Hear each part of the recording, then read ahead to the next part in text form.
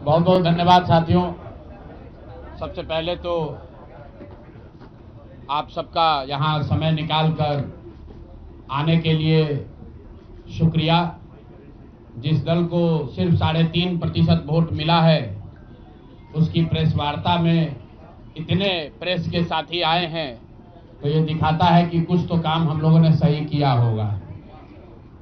हम लोग बिहार आज से 3.5 साल पहले व्यवस्था परिवर्तन के संकल्प से आए थे।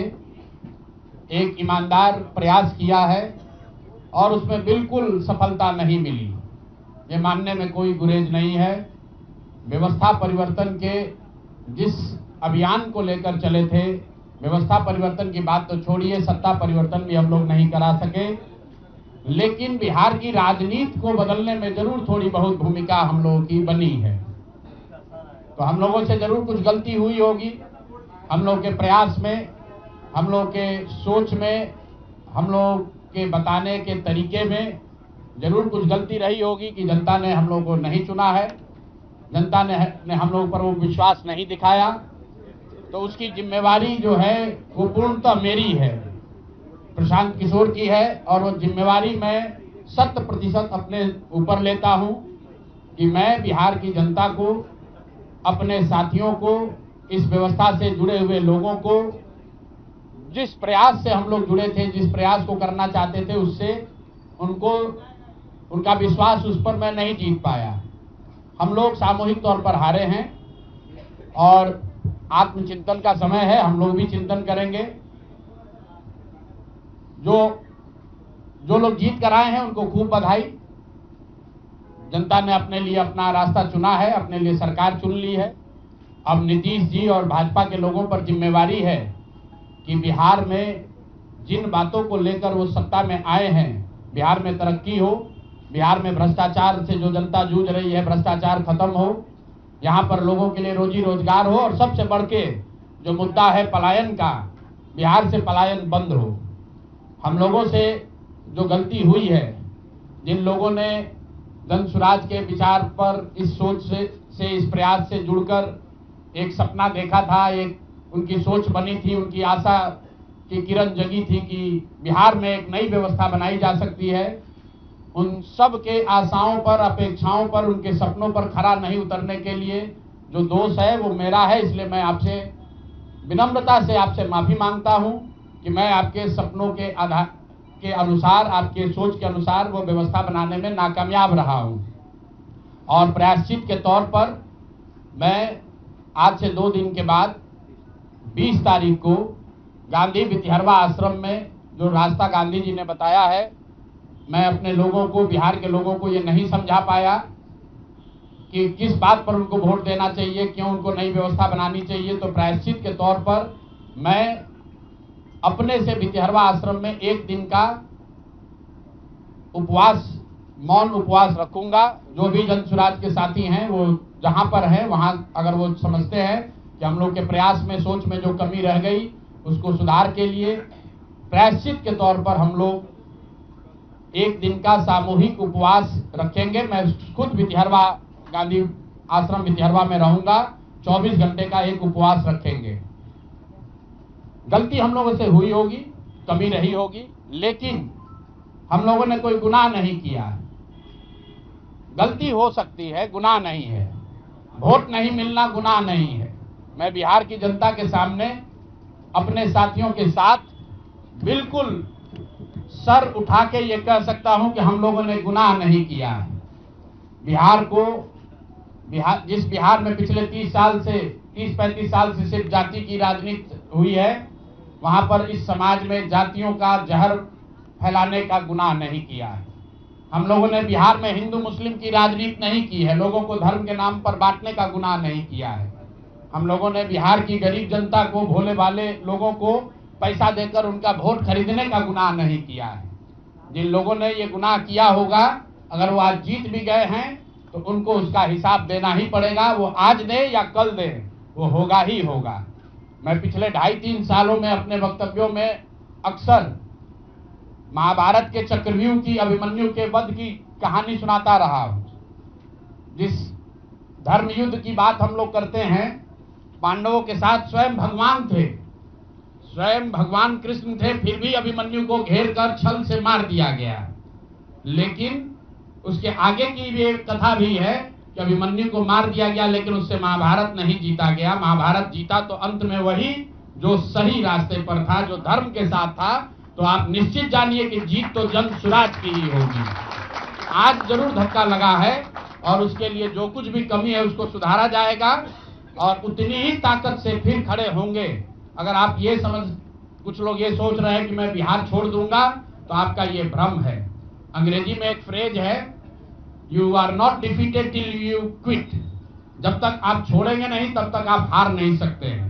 तो प्रशांत किशोर की और जनसुराज में मेरे साथ जुड़े हुए साथियों की बिहार सुधारने की जो जिद है, उस जिद के सामने दूसरा कुछ भी इस जीवन में नहीं है। उस जिद से पीछे हटने वाले नहीं हैं। पूरी ताकत से, पूरी ईमानदारी से। लोग कह रहे हैं कि मैंने 3-3.5 साल में बहुत मेहनत किया है। तो जितनी मेहनत करते हुए आपने मुझे 3 साल में देखा है, उससे दुगनी मेहनत करेंगे और पूरी ताकत से लगेंगे। पीछे हटने का सवाल नहीं है। जब तक बिहार को सुधारने के अपने संकल्प को पूरा न कर लें, तब तक पीछे हटने का कोई सवाल ही नहीं है। अब चुनाव के परिणामों को लेकर जो बात है, उस पर बहुत विवेचना हो रही है। आपने भी कहा, बड़े बड़े विशेषज्ञ आकलन कर रहे हैं। कोई बता रहा है कि पैसे से जीत लिया गया, कोई बता रहा है कि लालू जी के डर से ध्रुवीकरण हुआ इसलिए जीता गया।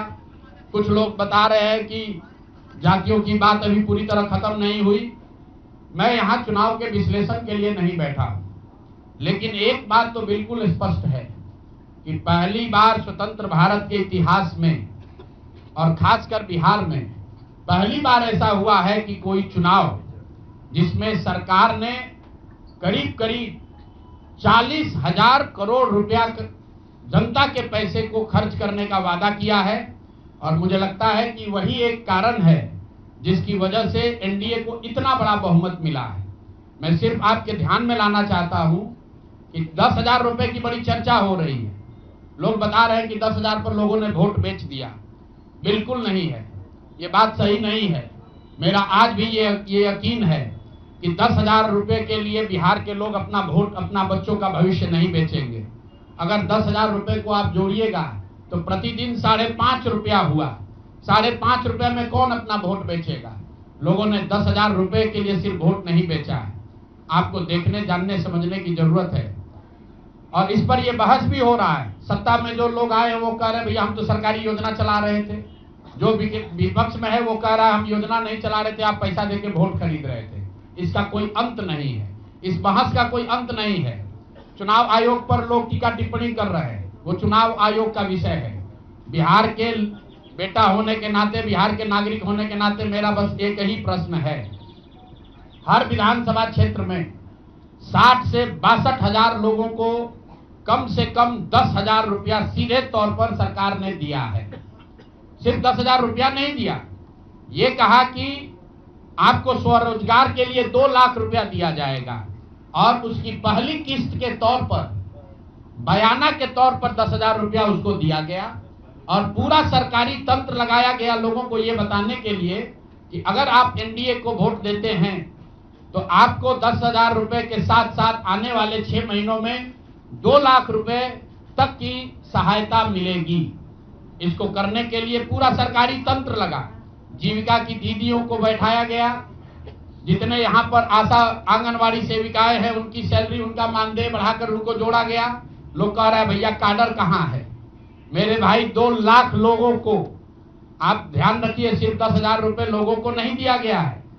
हर विधानसभा में, मैं बहुत जिम्मेवारी से जो सरकारी आंकड़ा है वही बता रहा हूं, हर विधानसभा में 60 से 62,000 महिलाओं को 10-10,000 रुपया दिया गया है।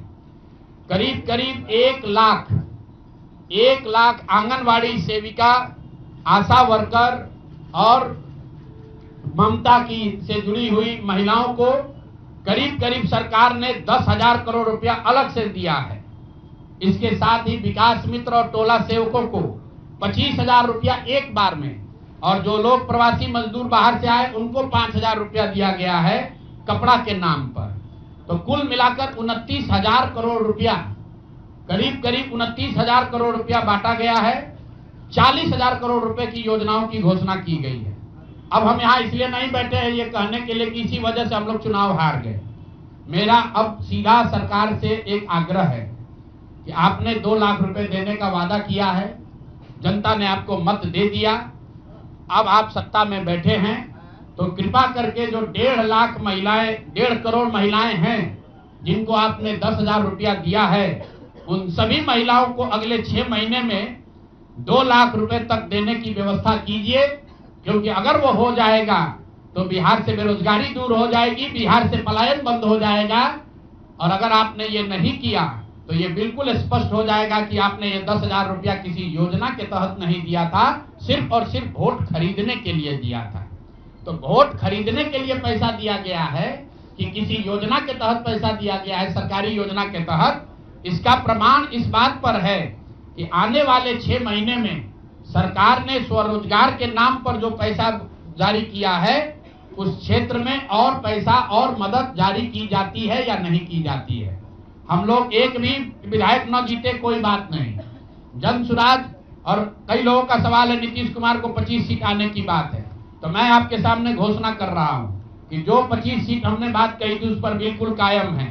अगर नीतीश कुमार ने, उनकी सरकार ने ये वोट खरीदा नहीं है, इनको 2-2 लाख रुपए दे दे, मैं बिल्कुल राजनीति से संन्यास ले लूंगा, उसमें कहीं कोई दिक्कत नहीं है, कहीं कोई दिक्कत नहीं। बिहार के 1.5 करोड़ लोगों को 2-2 लाख रुपया नीतीश कुमार दिलवा दे, मैं मान लूंगा कि हमारे आकलन में गलती थी, हमारी गलती थी। और हमारे आकलन की बात छोड़िए, अगर बिहार से बेरोजगारी दूर हो जाए, पलायन बंद हो जाए, 1.5 करोड़ परिवार, टोटल 2.5 करोड़ परिवार में अगर 1.5 करोड़ परिवार की गरीबी दूर हो जाए, तो प्रशांत किशोर को विधायक बनने की, राजनीति करने की कोई जरूरत नहीं है, हम दूसरा काम कर सकते हैं। तो आपका अगर ये सवाल है कि 25 सीट की बात है, बिल्कुल 25 सीट से ज्यादा नीतीश कुमार को ना आना चाहिए था, ना आता। एक ही फैक्टर है, ये पैसा बांटकर जो वोट आपने खरीदा है, खरीदने का आप पर इल्जाम है। तो इसको आप इतने 20 साल से आप मुख्यमंत्री हैं, तो आप इस इल्जाम को धो दीजिए। अगले 6 महीने में 1.5 करोड़ लोगों को, 1.5 करोड़ परिवार को स्वरोजगार की व्यवस्था कर दीजिए। और अगर नहीं कीजिएगा तो हम लोग यहीं पर हैं। मैं आपके सामने एक नंबर जारी कर रहा हूं, मेरा अपना व्यक्तिगत ऑफिस का 91-216, 91-216। जितने लोग हैं जिनको भी 10,000 रुपया का बयाना नीतीश कुमार सरकार ने, अधिकारियों ने, जीविका की दीदियों के माध्यम से दिया है, इस आश्वासन के साथ कि अगर आप नीतीश कुमार को, एनडीए को वोट देंगे तो आपको 2 लाख रुपया 6 महीना में मिलेगा। तो मेरे भाई, अब समय चालू हो गया, आप आ गए हैं सत्ता में और हम लोग आराम से बैठे हुए हैं बिहार में।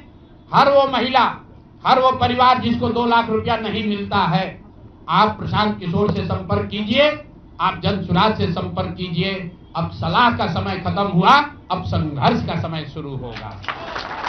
हमने 3.5 साल लोगों को सलाह दिया है, हमने 3.5 साल लोगों को जाकर घर घर हाथ जोड़ा है, कभी वोट नहीं मांगा। लोगों को यही कहा कि अपने बच्चों के लिए वोट दो, अच्छे लोगों को जिताओ। लोगों ने अपने हिसाब से अच्छे लोगों को जिताया है। जिन मुद्दों पर जिताया है उसका मैं स्वागत करता हूं कि स्वरोजगार ही सबसे ज्यादा जरूरी है। उसका वादा एनडीए की सरकार ने किया है, नीतीश कुमार ने किया है, और 10-10 हजार रुपया बानगी के तौर पर, एडवांस के तौर पर उन महिलाओं को दिया है।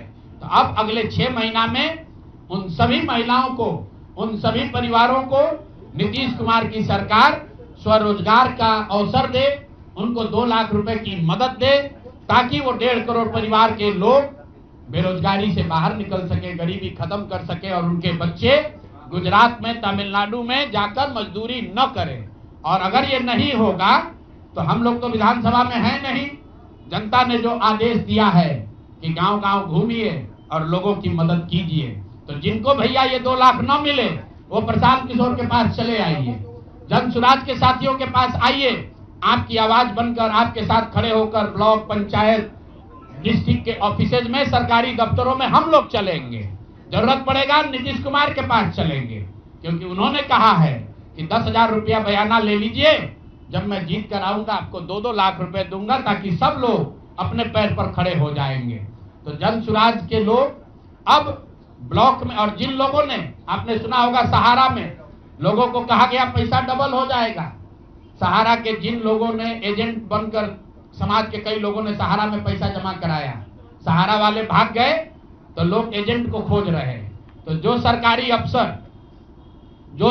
अफसर नेतागिरी कर जिन लोगों ने किया है, सरकार की ओर से आश्वासन दिया है कि हम लोग आपको रोजगार देंगे, 2 लाख रुपया देंगे, जो जिन जीविका की दीदियों ने एक एक महिला को जाकर समझाया है, बूथ पर बैठकर वोट दिलवाया है, सिंबल सिखाया है, क्रमांक संख्या बताया है, वो जीविका की दीदियों की जिम्मेवारी है कि जिनको आपने ये काम कराया है, जिनके बच्चों का भविष्य आपने 10,000 रुपया में आपने सौदा कराया है, उनको पैसा मिले। और अगर वो 2 लाख रुपया नहीं मिलेगा तो 6 महीने का समय है, 6 महीने के बाद हर वो व्यक्ति जिसको पैसा नहीं मिले उसके लिए जन सुराज का, प्रशांत किशोर का दरवाजा खुला हुआ है। आप आइए, हम लोग आपकी आवाज बनेंगे, आपके साथ खड़े होंगे। हम लोग विधायक सांसद नहीं है, लेकिन समाज में हमारी ताकत जो आवाज है, आपके आशीर्वाद से वो आवाज आपके साथ जोड़ेंगे और हर हालत में आपको ये 2 लाख रुपया मिले, इसकी लड़ाई को जारी रखेंगे। दूसरी बात जो कह के मैं खत्म करूंगा, चुनाव से पहले सरकार के भ्रष्टाचार को लेकर, भ्रष्टाचारी मंत्रियों को लेकर इसी जगह पर हम लोगों ने कई प्रेस कॉन्फ्रेंस किए हैं। नीतीश कुमार को कभी व्यक्तिगत तौर पर बेईमान नहीं बताया गया है, भ्रष्ट नहीं बताया गया है, लेकिन हम लोगों का ये मानना था कि नीतीश जी का स्वास्थ्य अच्छा नहीं है, अगल बगल के लोग लूट रहे हैं, चला रहे हैं। अभी परिणाम आए हैं, नीतीश जी को देखकर लग रहा है कि नीतीश जी बिल्कुल स्वस्थ दिख रहे हैं। तो अब मेरी उनसे अपेक्षा है कि 2 दिन के बाद अभी मंत्रिमंडल बनने वाला है। कल प्रधानमंत्री जी ने भी कहा है कि बहुत बड़ी जिम्मेवारी है, हम लोग इलेक्शन मोड में नहीं, इमोशनल मोड में हैं। तो उसी इमोशनल मोड में मेरी आपसे अपेक्षा है कि भारतीय जनता पार्टी की लीडरशिप और नीतीश कुमार एक ऐसा स्वच्छ मंत्रिमंडल बनाएं जिसमें कोई दागी मंत्री न हो, कोई भ्रष्टाचारी न हो। जनता ने आपको सरकार बनाने का मैंडेट दिया है, भ्रष्टाचार करने का, भ्रष्टाचारियों को सरकार में शामिल करने का मैंडेट नहीं दिया है, भ्रष्टाचार करने का मैंडेट नहीं दिया है, लूटने का मैंडेट नहीं दिया है। तो मैंडेट, बिल्कुल मैंडेट का सम्मान है। जनता लोकतंत्र है, जनता मालिक है, जनता ने जिनको सत्ता में बैठाया है वो सत्ता में बैठे, लेकिन सत्ता में बैठकर लूटने का मैंडेट जनता ने नहीं दिया है। तो मेरी अपेक्षा है कि नीतीश जी, माननीय प्रधानमंत्री मोदी जी, अमित शाह जी, जिन्होंने बिहार की जनता को ये बताया है कि हम आपका विकास करेंगे, आपके बच्चे अब गुजरात नहीं जाएंगे मजदूरी करने, तो भाई अब आपकी जिम्मेवारी है ऐसा मंत्रिमंडल बनाइए ताकि बिहार के लोगों का पलायन बंद हो, यहाँ से बेरोजगारी खत्म हो, और जो पिछले 5 साल से लोग भ्रष्टाचार से जूझ रहे हैं वो आगे भ्रष्टाचार न हो। मेरी बात यहाँ खत्म हुई।